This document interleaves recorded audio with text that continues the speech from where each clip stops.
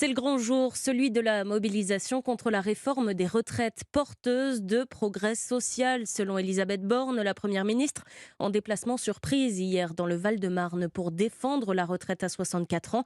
Mais on le sait, c'est une journée de blocage qui nous attend dans les transports ou encore à l'école. 1 million de Français appelés à descendre dans la rue.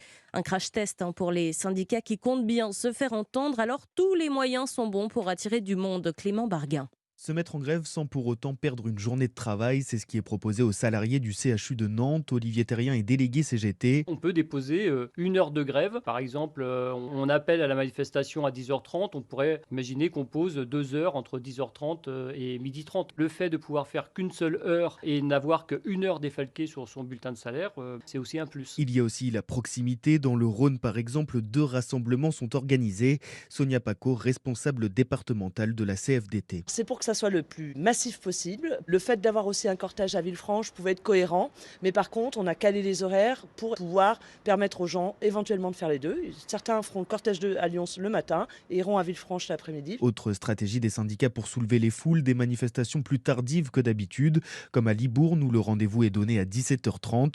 Patrick Obis est le secrétaire général de l'Union locale CGT. Pour les personnes qui ne peuvent pas forcément se mettre en grève, nous l'objectif c'est de permettre au maximum de gens de se rassembler. La CGT espère voir déferler dans les rues plus d'1 million de manifestants pour cette première journée de mobilisation. 1 million de manifestants, c'est plus que les projections du renseignement. Europe 1 vous le révélait cette semaine.